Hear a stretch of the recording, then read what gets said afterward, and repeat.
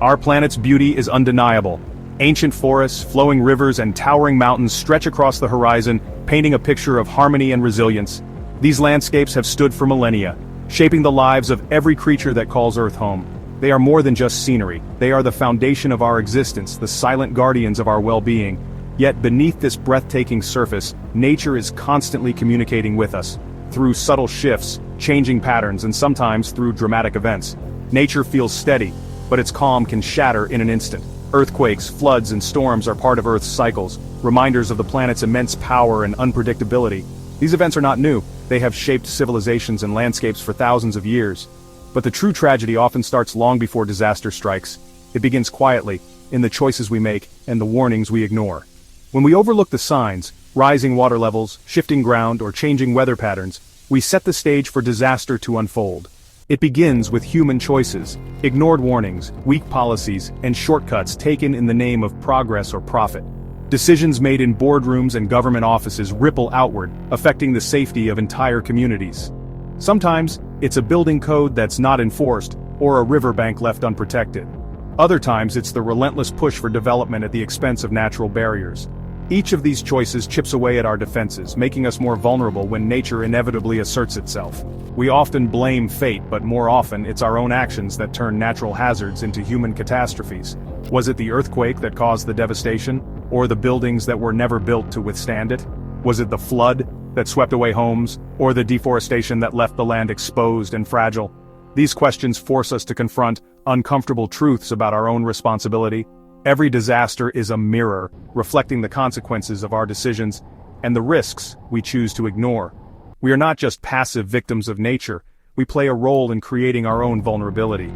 This isn't about blaming those who suffer, but about understanding the chain of decisions that put entire communities at risk. Disasters reveal more than just the power of nature. They expose failures in planning, policy, and foresight. They show us where we fell short, where we could have acted, and where we must do better. In the aftermath, as communities gather to rebuild, the question remains: will we learn from these lessons or repeat the same mistakes? From Turkey's collapsed buildings to Pakistan's flooded villages, a pattern emerges, one that transcends borders and cultures. The evidence is clear. We have the power to change this pattern, to break the cycle of disaster and response. But first, we must be willing to see the problem for what it truly is. The greatest danger isn't nature's power, but our refusal to listen, to adapt, and to act. When nature speaks, it's not just a warning. It's an invitation to build a safer, wiser future for us all. The Izmit earthquake in Turkey was a tragedy written long before the ground shook. The quake's devastation wasn't just from nature, it was from buildings that collapsed due to ignored safety codes. Contractors cut corners, using weak materials and poor construction methods. These shortcuts, driven by profit, turned homes into death traps. Investigations revealed corruption and negligence hidden within the very walls meant to protect people. Pancake collapse became a grim phrase as entire buildings flattened, while well-built structures nearby stood firm. The difference? Integrity in construction and enforcement of rules. The disaster was not just natural, but man-made, built on greed and indifference. Why weren't rules enforced? Why were lives gambled for profit? When laws exist only on paper, disaster is inevitable. The Izmit earthquake proved that the true fault line runs between what we know and what we do. Lives depend on the choices we make long before the earth moves. Pakistan's 2022 floods were triggered by record monsoons, but the devastation was magnified by decades of human error. Deforestation stripped away natural defenses, leaving hillsides bare and unable to absorb rain. Rivers, altered by dams and canals, lost their ability to spread sediment and build up land. When embankments failed, water surged into areas people thought were safe. The poorest communities, forced onto the most vulnerable land, suffered most. Warnings were issued, but many had nowhere to go. The disaster was not just about rain, but about destroyed ecosystems, failed infrastructure, and deep inequality. Floods reveal the cost of poor planning and environmental neglect. The true danger lies not in the storm, but in the years of decisions that left millions exposed. Nature's floods are inevitable, human vulnerability is not. We must rethink how we live with rivers, or pay the price again. Fire is natural, renewing forests for millennia. But Australia's Black Summer showed how human neglect turns fire into catastrophe. Drought and climate change left the land tinder dry, while reduced controlled burns let fuel build up. Ignoring indigenous fire management and expanding homes into forests put more people in harm's way. When fires came, they moved with unstoppable force, overwhelming defenses. The tragedy was not just the flames, but the years of inaction and forgotten wisdom. We must respect the land's power or face the consequences. Hurricanes are unstoppable forces of nature, immense and awe-inspiring in their power. But while we cannot control the winds or the rain, the true measure of a hurricane's impact is determined by how well we prepare, how seriously we heed the warnings, and how much we invest in protecting our communities. The difference between survival and catastrophe often lies in the choices we make long before the storm arrives. For years, experts and officials warned that New Orleans was a city at risk. Reports predicted the devastation that a major hurricane could bring, mapping out flood zones and highlighting the city's vulnerabilities. Yet despite these clear warnings, the necessary steps to protect the city were delayed, debated, and ultimately neglected. The levees and flood walls, meant to be the city's last line of defense, were underfunded, poorly maintained, and left to deteriorate. Engineers and community leaders raised alarms, but their voices were drowned out by bureaucracy and budget cuts. The infrastructure that should have protected New Orleans was crumbling, a silent disaster waiting to happen. When Hurricane Katrina finally struck, the storm was fierce, but the real tragedy was man-made. The levees failed catastrophically, not just because of the storm's strength, but because of years of neglect, ignored warnings, and structural flaws that had never been addressed. The result was a city submerged.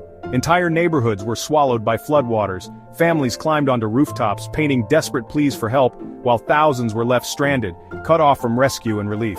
The most vulnerable, those with the least resources, were hit the hardest, left to fend for themselves as the waters rose. This disaster was not a surprise. It was the outcome of political inaction, a failure of leadership and responsibility at every level. Promises were made to protect the people of New Orleans, but when the moment of truth arrived, those promises were nowhere to be found. Evacuation plans, meant to save lives, fell apart under pressure. Highways became parking lots, evacuation centers were overwhelmed, and emergency response teams arrived too late. The chaos and confusion only deepened the suffering of those left behind. Katrina laid bare the deep inequalities that shaped the city. Race, poverty, and neglect determined who suffered most. Communities of color and low-income families bore the brunt of the disaster, their struggles magnified by years of systemic injustice and disregard. The true force of the storm was not just in the wind or the water, but in the broken promises left behind. Abandoned homes, empty shelters, and shattered infrastructure became symbols of a government that failed its people when they needed it most. Disasters like Katrina are not just acts of nature, they are shaped by human choices. Every ignored warning, every delayed investment, every overlooked risk adds up, turning a natural event into a human tragedy. The lesson is clear. We must invest in resilience, in strong infrastructure, and in communities themselves. Only by learning from the past and acting with urgency can we hope to avoid repeating the same mistakes. Nature's fury is inevitable, but human failure is not. We have the power to choose a different future, one built on preparation, compassion, and accountability. Our future depends on the choices we make today. Will we learn from the storm of broken promises, or will we allow history to repeat itself? The answer is in our hands. Landslides seem sudden, but their roots are often human. In the Philippines, relentless logging stripped hillsides of trees, leaving soil loose and unstable. When heavy rains came, the ground turned to liquid, and a minor quake triggered disaster. The 2006 Ginsagan mudslide buried a village in minutes, nature's force, unleashed by human hands. This tragedy is repeated worldwide, where forests are cleared for short-term gain. People build and farm on unstable slopes, unaware of the risks. Quarrying and road construction further weaken hillsides. The conflict between economic need and safety is stark. Landslides force us to ask, is it the rain or the choices we make that bring mountains down? The answer is clear. Our actions set the stage for disaster. Protecting forests and enforcing land use rules can save lives. We must choose long-term safety over short-term profit. Earthquakes, floods, fires, storms, landslides, different disasters, same pattern. Warnings are ignored, safety is sacrificed for profit, and the vulnerable pay the price. Experts sound alarms, but their voices are dismissed as inconvenient or costly. Short-term gain trumps long-term safety, and regulations go unenforced. Corruption and negligence turn hazards into tragedies. The poor are left in the most dangerous places, with the fewest resources to escape or rebuild. Disasters expose inequalities and failures already present in society. This cycle is not fate, it's a pattern of avoidable mistakes. Breaking it requires listening to experts, enforcing laws, and valuing lives over profits. We must recognize the human thread running through every disaster. Only then can we prevent history from repeating itself. The choice is ours. Continue the cycle, or break it for good. Our future depends on learning from the past. Progress has a price, but too often it's paid in lives. The rush to build and profit leads to shortcuts and ignored safety. Developers cut corners, inspectors look away, and politicians approve risky projects. Cities grow, but their foundations are weak. Disaster waiting to happen. Natural defenses like forests and wetlands are destroyed for quick cash, leaving us exposed. This is false progress, growth that hides a deadly cost. True progress means resilience and safety, not just speed and profit. We must hold those who sacrifice safety accountable. Until then, nature will keep exposing the cracks in our ambition. Disasters dominate headlines, then fade from view. But for survivors, the struggle continues long after the cameras leave. The true cost is measured in shattered lives, lost homes, and broken communities. Families lose everything: memories, security, and hope. Displacement and trauma linger for years, haunting those who lived through the event. Anxiety and fear become daily companions as the social fabric unravels. The pain is not just physical, but psychological and communal. These losses are the price of negligence and shortcuts. Blaming nature alone dishonors the victims and ignores preventable suffering. Recognizing the human role is the first step toward justice. We must demand accountability, not just sympathy. Only then can we break the cycle of avoidable pain. The stories behind the headlines must drive us to change. For generations, we've looked at disasters and called them fate, as if they were written in the stars beyond our control. But in doing so, we've often ignored the part we play in turning nature's force into tragedy. We forget that our choices, our actions, and our inactions shape the outcome long before disaster strikes. Earthquakes themselves don't kill, collapsing buildings do. It's not the shaking ground but the structures we build or fail to strengthen that decide who lives and who is lost. Rains don't flood communities, deforested hillsides, poorly maintained levees, and unchecked urban sprawl do. When we strip the land of its natural defenses, we invite disaster to our doorsteps. The true disaster is not just the event itself, but the story written by negligence, greed, and the lure of short-term gain over long-term safety. Every shortcut taken, every warning ignored adds another chapter to that story. The cycle is painfully clear. Warnings are sounded but too often ignored. Laws exist, but go unenforced. The most vulnerable are left exposed, their voices drowned out by bureaucracy or indifference. This is not nature's cruelty but our own fallibility. The sorrow etched on faces, the devastation left behind, these are the marks of human error, not just natural force.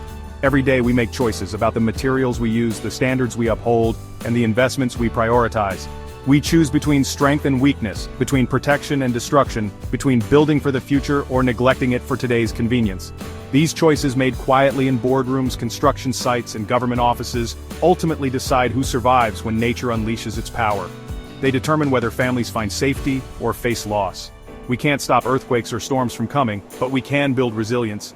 We can design cities that bend but don't break, and communities that recover, not just endure. The answers are within our reach: listening to science, learning from ancient wisdom, enforcing environmental laws, and planning for prevention. These are not impossible dreams, but practical steps we can take today. It takes courage and accountability to shift from reacting after disaster to preparing before it happens. It means leaders must act with foresight and communities must demand better. The choice is ours. Do we gamble with lives, spinning the wheel and hoping for the best? Or do we invest in a safer, more resilient future for everyone? We must honor those lost, not just with memorials, but by learning from our mistakes and teaching the next generation how to do better. The outcome of the next disaster will be shaped by the decisions we make today, in our policies, our planning, and our priorities. Let's choose responsibility over fate. Let's act now, together, before it's too late. The future is not written for us, it's built by us, one decision at a time.